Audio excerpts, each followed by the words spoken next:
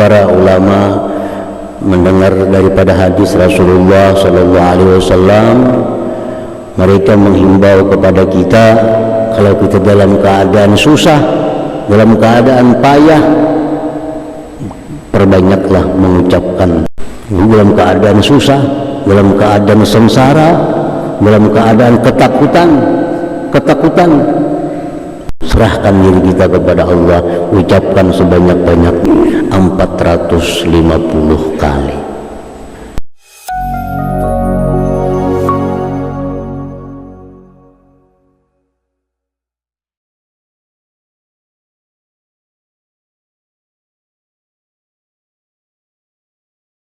Junjungan kita Rasulullah sallallahu alaihi wasallam di kota Madinah. Rasulullah sedang bersama para sahabat. Datang ada orang memberikan kabar, wahai kaum muslimin, itu orang Mekah kafir Quraisy menyiapkan pasukan yang sangat besar untuk menyerang Madinah. Apa yang dikata oleh kaum muslimin mendengar ancaman seperti itu? Hasbunallah wa ni'mal wakil. Hasbunallah wa ni'mal wakil. Cukuplah bagi kami Allah, dan Allah sebaik-baik yang diserahi perkara. Bukan takutan mendengar ancaman, tetapi justru mereka kaum muslimin semakin kuat, semakin berani karena merasa Allah sebagai wakil mereka. Hasbunallah wa ni'mal wakil. Akhirnya panqalabu bi ni'matin minallahi wa fadlin lam yamsashum su. Begitu Rasulullah dengan para sahabat ini berangkat keluar Madinah untuk mendatangi musuh yang dijanjikan.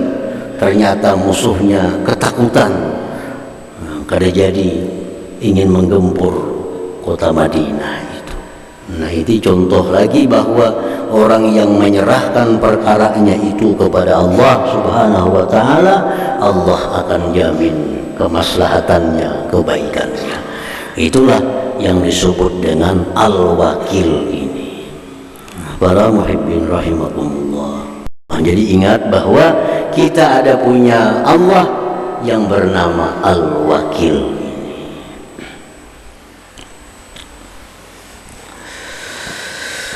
Al-mu'min bismillahirrahmanirrahim, orang yang beriman dengan nama Allah Al-Wakil.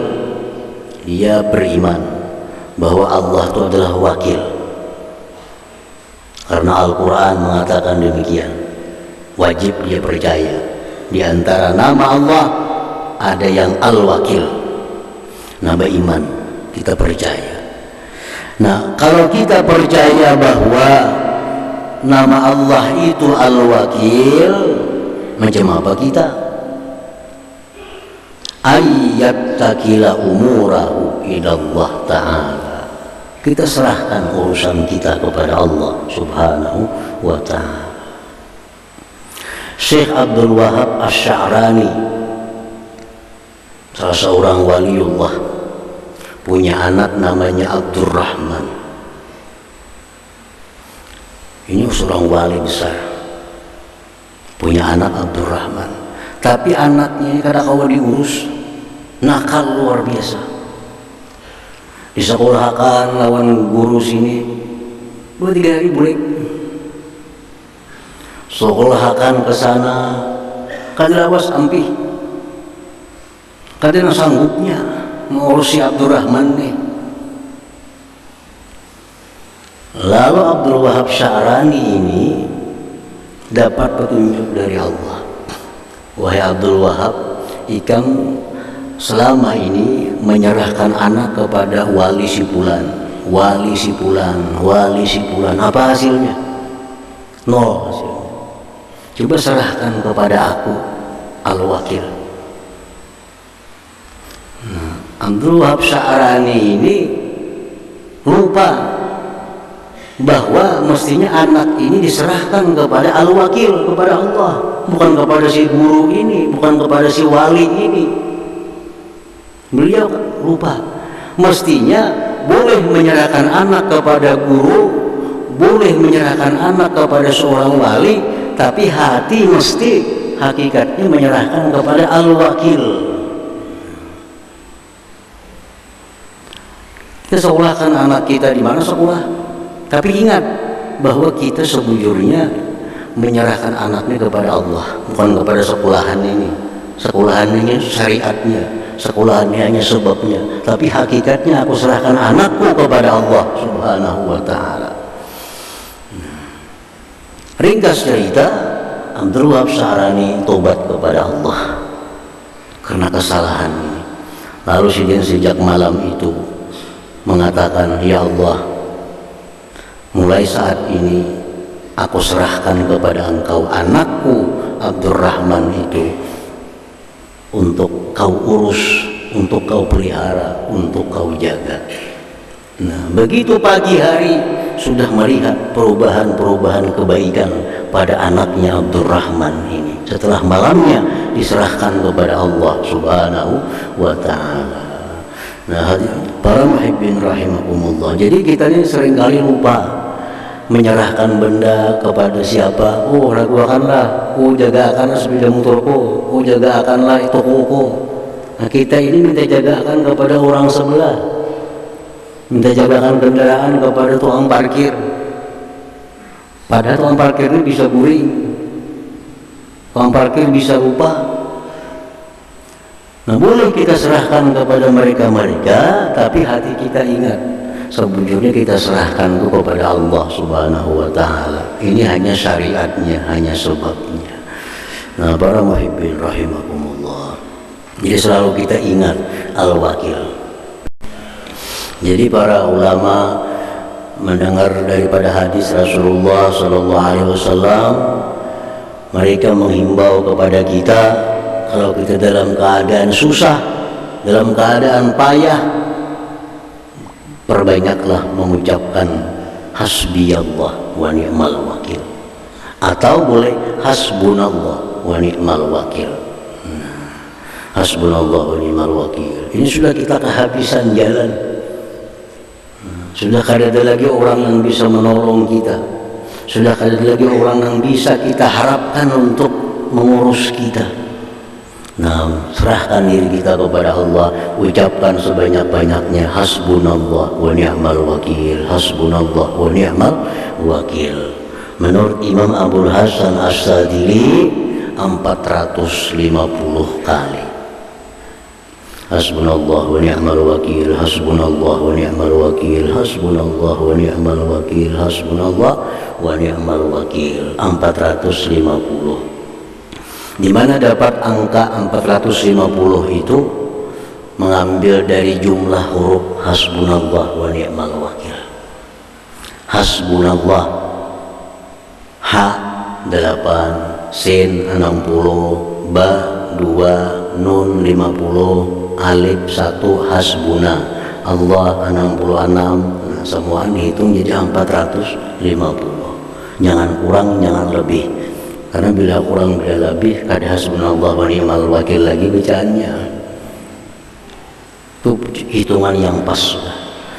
Jadi dalam keadaan susah, dalam keadaan sengsara, dalam keadaan ketakutan, baik apa yang ditakutkan, baca hasbunallah wa ni'mal wakil, hasbunallah wa ni'mal wakil. Para muhibbin rahimakumullah, kita hendak keluar rumah, disuruh oleh Nabi baca apa? Bismillah, tawakkaltu ala Allah, wala hawla wala quwwata illa billah.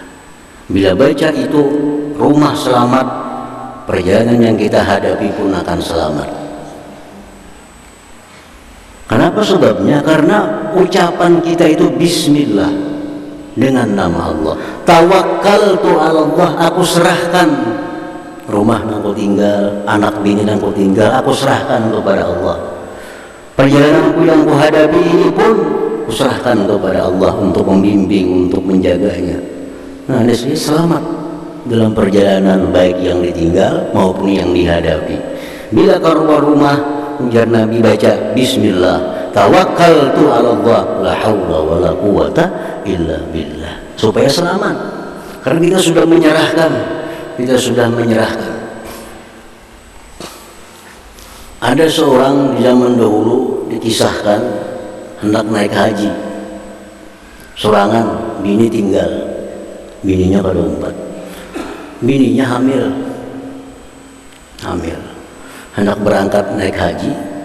Lalu si laki-laki tadi, ya Allah, hamba berangkat naik haji, bini hamba sedang hamil, mungkin hanya melahirkan karena hamba kada di rumah, maka anak hamba tersebut aku serahkan kepada Engkau ya Allah. Anak hamba yang dalam perut mamanya tuh ulun serahkan kepada Engkau ya Allah. Berangkat haji, datang, jangan bahari kada ada telepon macam-macam. Datang, bini meninggal dunia, mati beranak. Hanya berapa hari juga mati bini ikam, mati beranak, mati dalam parut anaknya, Ugas laki-laki itu, biniku boleh mati, tapi anakku tuh pada mati. Kenapa juga nggak mati ya? Sebab aku hendak tulah haji itu, aku yakin aku serahkan anakku kepada Allah Subhanahu wa Ta'ala. Buka kuburannya. Nah, dibuka kuburnya, diangkat jenazahnya, diperiksa, ternyata masih bergerak dalam parut itu. Menjelang laki semalam tuh aku nyerahkan anak aja bang, soal bininya selamat juga, kali ingat nyerahkan bini. Anak aja dititipakan lawan Allah, menitipkan bini kali ingat. Itu suatu janji dari Allah, wa may yatawakkal 'ala Allah fa huwa hasbuh. Nah, siapa yang berserah bujur kepada Allah, Allah akan mencukupi. Tergantung kita aja lagi kuat kadanya berserah.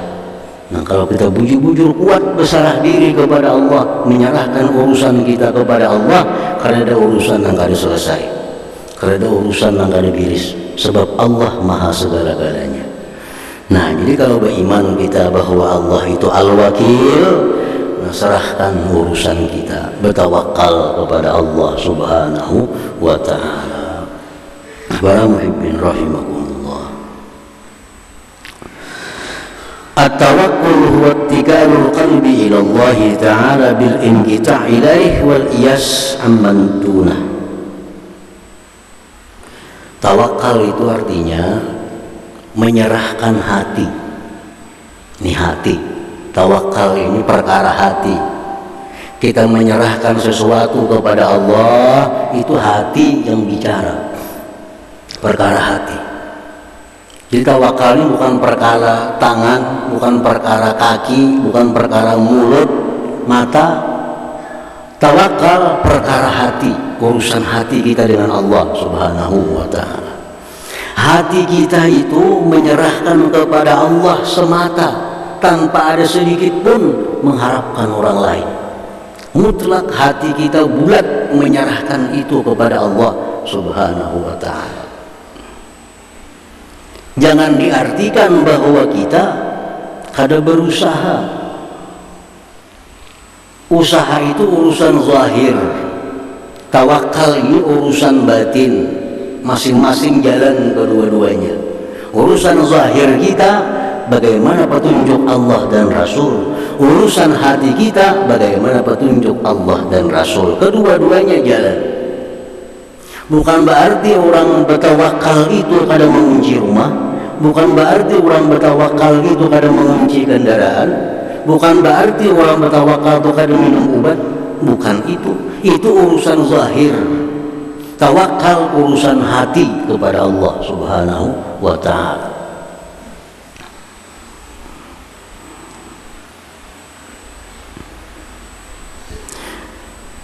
Rasulullah Sallallahu Alaihi Wasallam kedatangan seorang laki-laki,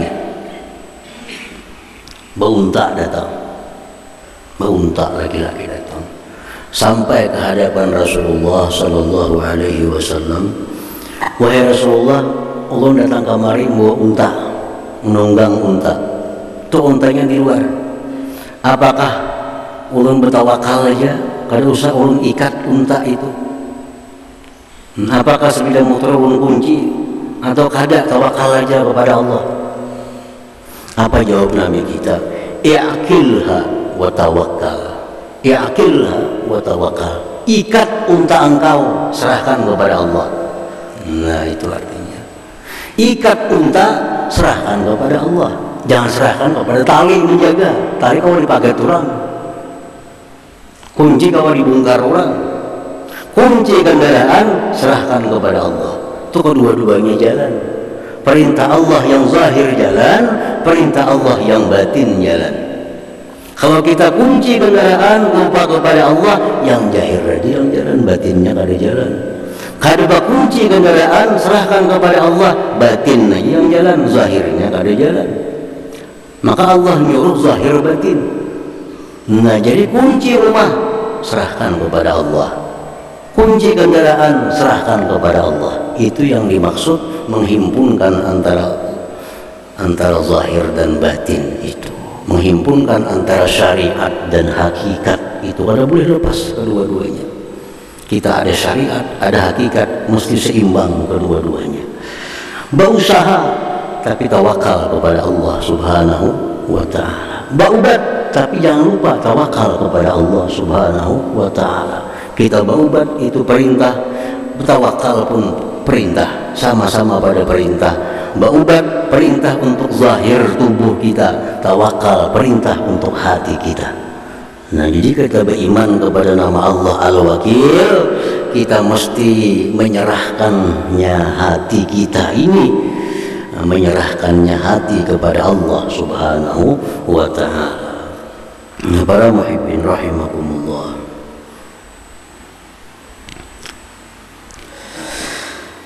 Yudrabu tawakkul bi thalathati mawadi. Tawakal itu disuruh, diwajibkan dalam tiga hal.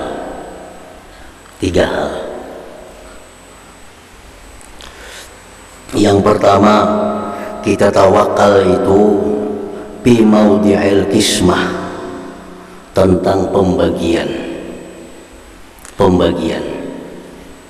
Artinya, maka samallahu laka la yafutuka,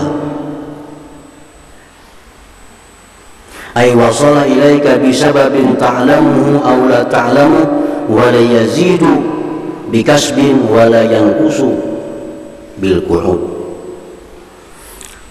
Tawakal yang pertama adalah tentang pembagian yang telah dibagi oleh Allah Subhanahu wa ta'ala. Tempat tawakal pertama artinya kita serahkan kepada Allah perkara pembagian.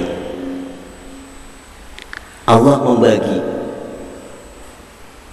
Nah, pernah dibagi Allah. Allah menciptakan manusia, makhluk-makhluk yang lainnya juga. Allah bagi sejak zaman dahulu kala, masa azali. Dibagi oleh Allah rezeki kita, dibagi. Si fulan bin fulan selama hidup dalam dunia dia dikasih rezeki totalnya 5 miliar. Fulan bin fulan selama hidup dalam dunia dia dibagikan rezeki oleh Allah 10 miliar. Itu berlaku pembagian sejak kita keluar dari perut ibu.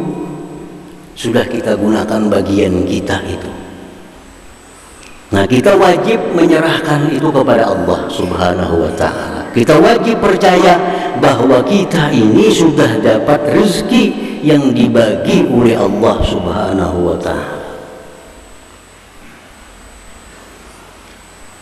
Dan apa yang dibagikan oleh Allah itu kada akan luput dari kita.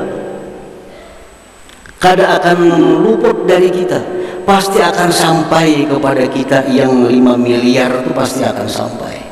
Yang 10 miliar itu pasti akan sampai kepada kita, baik dengan cara yang kita ketahui sampainya atau dengan cara yang tidak kita ketahui sampainya. Allah akan menyampaikan, karena bagian kita semasa hidup dalam dunia itu Allah bagi duit rezeki kepada kita 10 miliar, pasti akan sampai. Dan ini kita percaya betul kepada Allah Subhanahu wa ta'ala.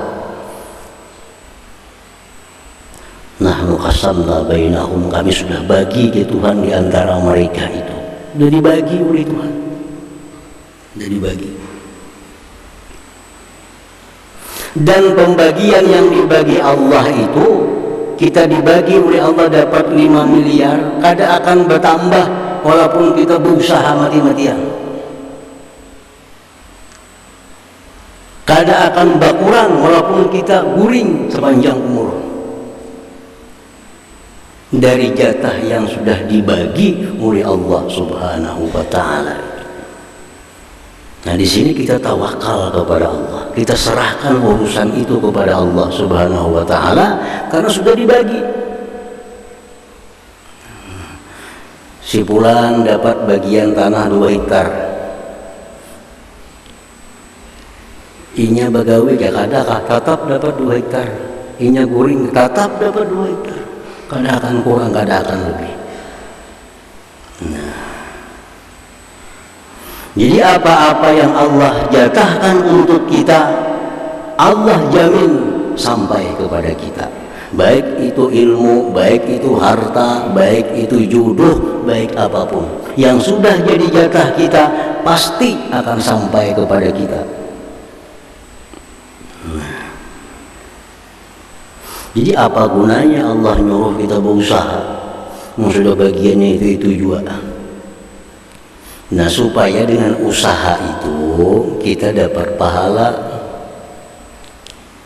bergerak. Nah, dapat pahala karena kita bergerak, kita menyempurnakan barang, kita membersihi barang kita menimbang supaya dapat pahala.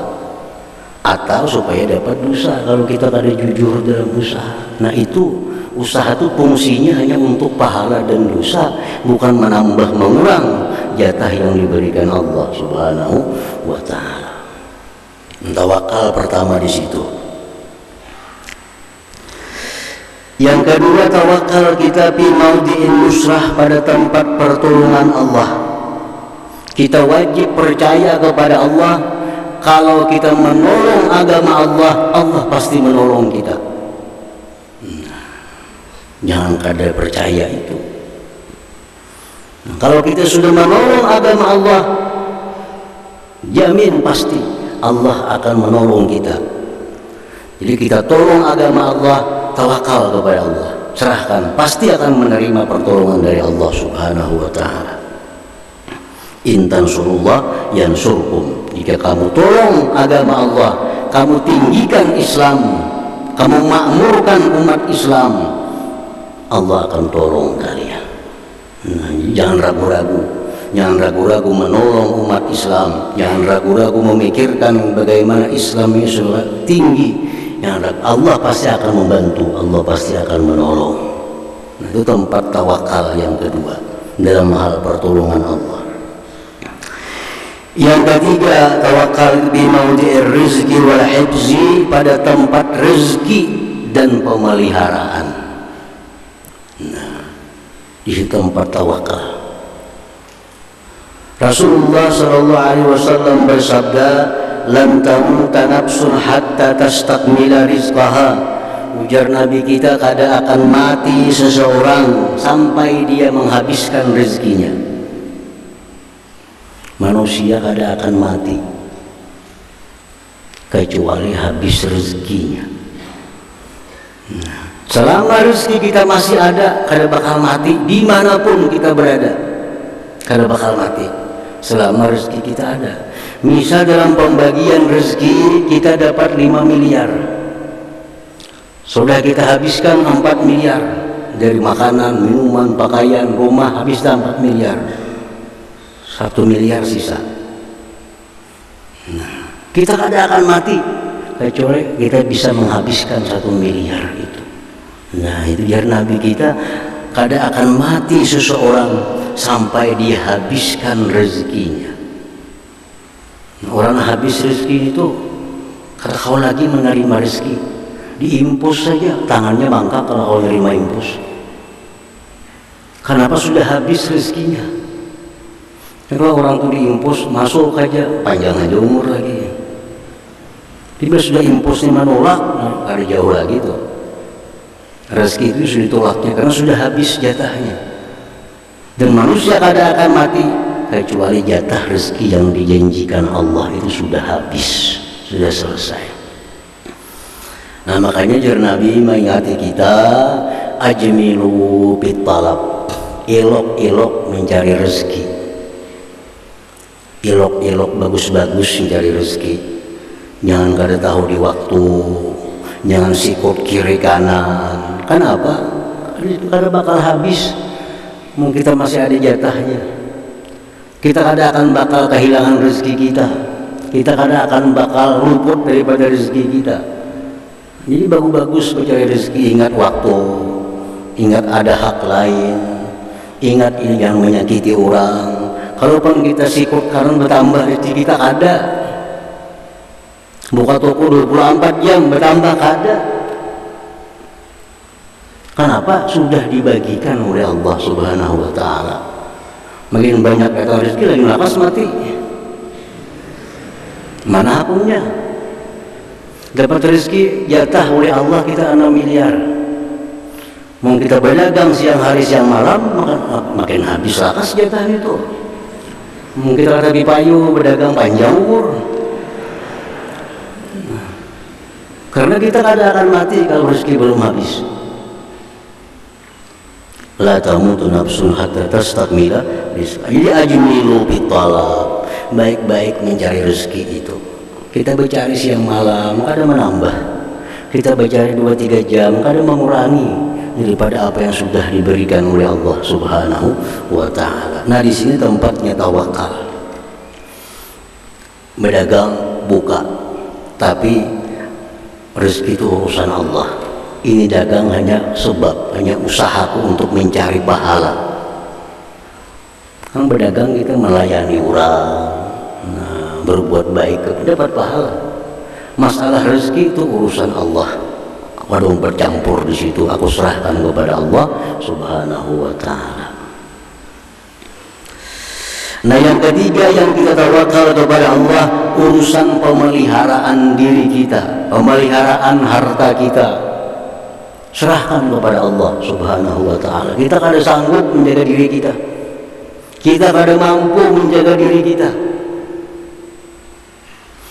Dalam doa Nabi, Rabbi la takilni ila nafsi tarfata ain. Ya Nabi, ya Allah, jangan kau serahkan mengurus diriku kepada aku sekejap mata juga pun.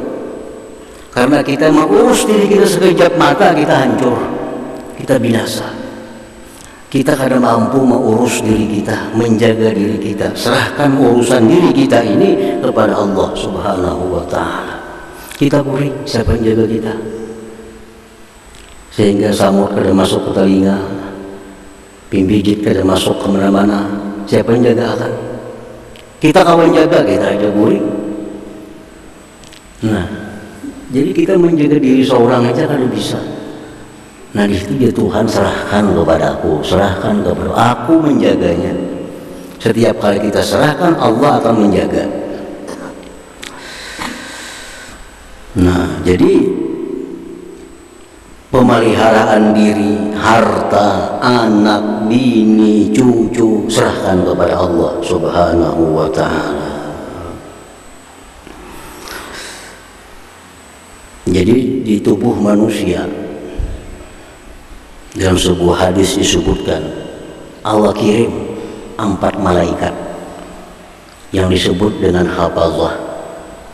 Kita ini semuanya ada 4. Jadi kalau di rumah kita berdua lagi bini, 8 itu ada manusia yang lain pada kita. Sebelah kanan malaikat rakib pencatat amal kebaikan, kiri atid pencatat amal kejahatan. Muka belakang malaikat yang dikirim Allah menjaga kita dari sesuatu yang bukan ditakdirkan oleh Allah. Malaikat kita ada di muka, ada di belakang. Tugasnya apa? Menjaga kita dari sesuatu yang bukan takdir kita. Datang orang nak mengantar duit 10.000. Duit itu bukan takdir kita. Malaikat di maga lain pun sebelah sana. Lain. Ada orang hendak menyakiti kita, tapi ditakdirkan Tuhan kita hari itu karena dia yang menyakiti. Datang menyakiti, malaikat dia memburuk, jangan sakiti, karena hari ini kan ada takdirnya untuk disakiti.